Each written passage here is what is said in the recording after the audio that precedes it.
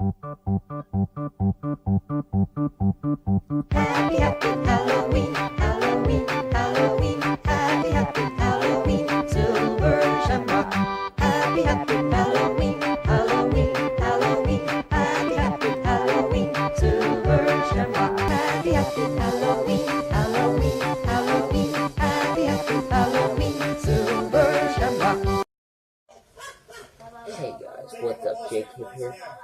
Time to review Halloween for Halloween. And some people say that I should use Trick or Treat, but I'm reviewing Halloween since I haven't reviewed it yet, so let's get into it. John Carpenter's classic is one of the first great slashers, even though there was Black Christmas before and all that, which really started the genre. This is the one that really made it great. And that's why it's one of the best films. So, let's get into John Carpenter's Halloween with its great music. And our movie begins with John Carpenter's great music. And, of course, a pumpkin. And we go into it later, and the title comes up. We see someone lurking around the soon-to-be 1428 Elm Street. The person grabs a knife while the two are fucking.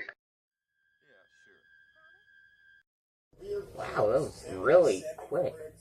I could last longer than you. Person goes upstairs to grab a clown mask. And everybody knows lots of people are afraid of clowns. We go in, she actually knows the person.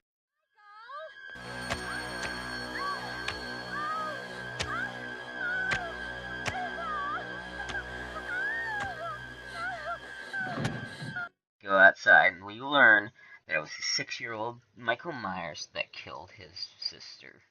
Then we go to Smith's Grove 15 years later on Halloween, or just about to be Halloween.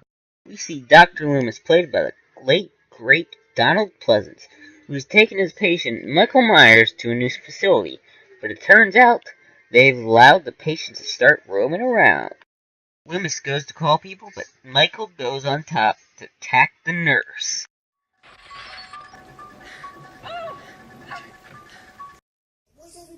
Mike, you know there's a bike over there. You just take that. Don't hurt the poor nurse. Take the bike. And then we get to Haddonfield to see the Scream Queen herself, Jamie Lee Curtis, playing Laurie Strode. Then a kid walks up to her, Tommy Doyle, who's afraid of the Myers house because she has to leave a key. And they talk a little bit about the boogeyman, and Michael's already. So Tommy Jarvis is a knockoff of this kid? Okay, so then this kid is a knockoff of Tommy Jarvis. Alright. Good job, knock. Then Loomis decides to go down to Haddonfield himself to try to catch Myers, trench coat and all. Okay, so maybe he really always wanted to drive. Or maybe someone did teach him like you said. Or he taught himself. Laurie's in English class when she sees the figure outside. These douchebag kids are telling Tommy Doyle that the boogeyman's coming for him. Well, they're not wrong.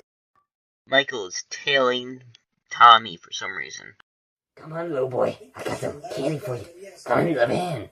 Loomis finds out that Michael has taken the clothes of some truck driver and has killed him. Laurie talks to her friends who have high chances of being dead by the end of the movie. And she really says totally a lot. God damn. I think it's even like this in the remake. They see the car again, but all they do is call him a jerk. But, of course, he's not going to do anything yet until it's nighttime. Because Michael enjoys to attack it during the night.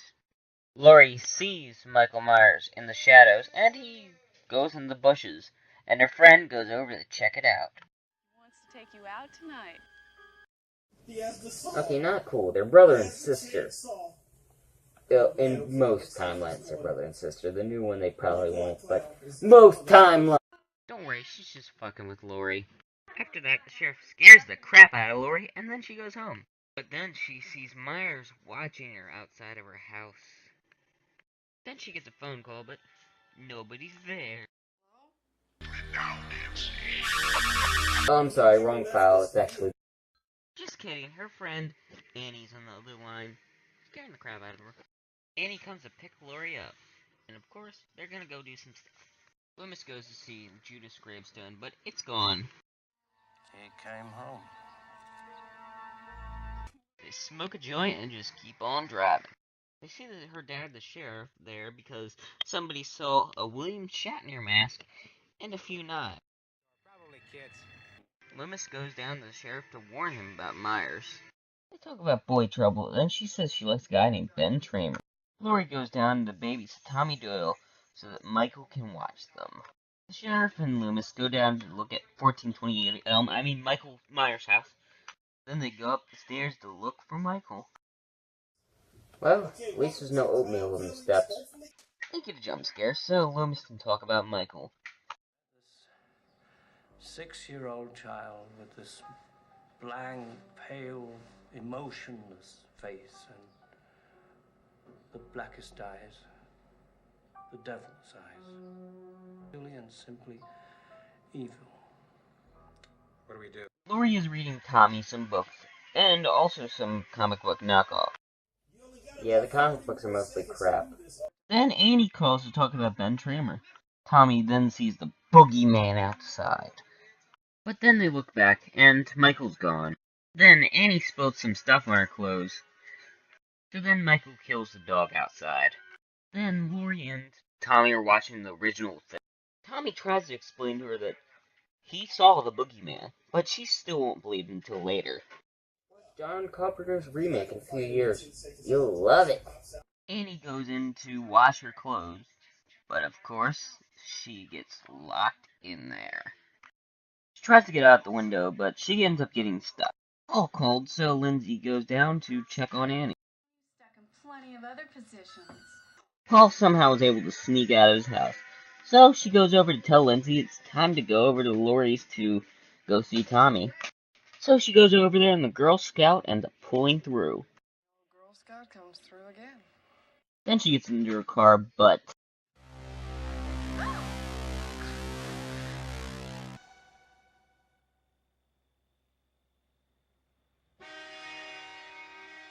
Tommy decides to go and scare Lindsay, but he sees the boogeyman carrying Annie's body.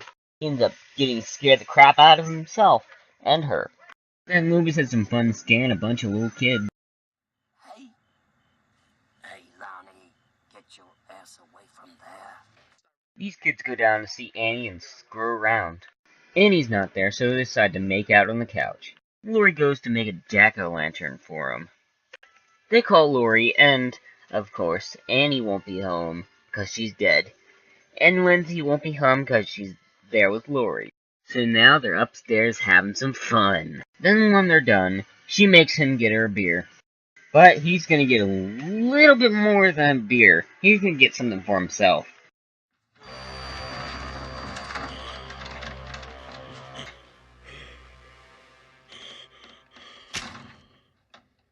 So Michael goes in there with a sheet and his glasses so he can go incognito. So she begins to moan or die there, I can't tell which one. So then Michael picks up the phone. He doesn't talk to her, he just listens. Then outside, Loomis finds the car, and now he knows for sure that Michael is definitely there. So then Laurie decides to go down and check on her friends. She looks through the house, going up the stairs to look for her friends, and she's gonna find something.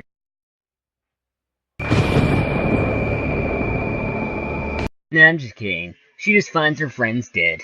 This is gonna give Michael a chance to finally strike on Laurie.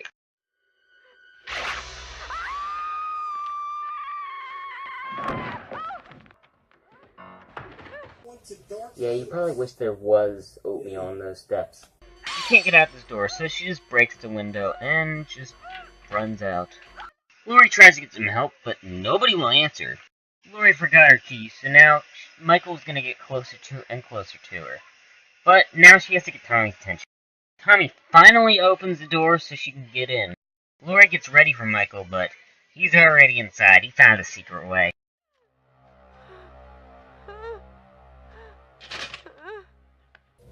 That was easy. He's not down yet, so... How much time we got left? She somehow, for some reason, decides to drop the frickin' knife, like a moron, even though she's one of the smartest characters ever. The sheriff finds Loomis, so they end up splitting up. Laurie goes up to tell the kid something, but Michael's now behind her, so she puts the kid away. She ends up hiding in the closet, even though I thought she was the smart one. Wow. The closet is the most smartest place to hide in every horror movie. Great job. I thought you were the smart one. Michael goes in to break in there to kill Laurie. We get our first good look at Michael, so Laurie can grab the clothes hanger, and of course, Michael is now temporarily down. He tells the kids to go run and scream for help. Michael then gets up. Loomis then sees all the kids running outside, screaming for help. He attacks Laurie, and she eventually is able to get his mask off him. But now it's time for Loomis to come to the rescue.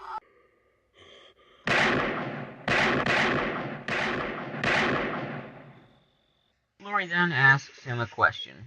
What's the boogeyman? As a matter of fact, it was.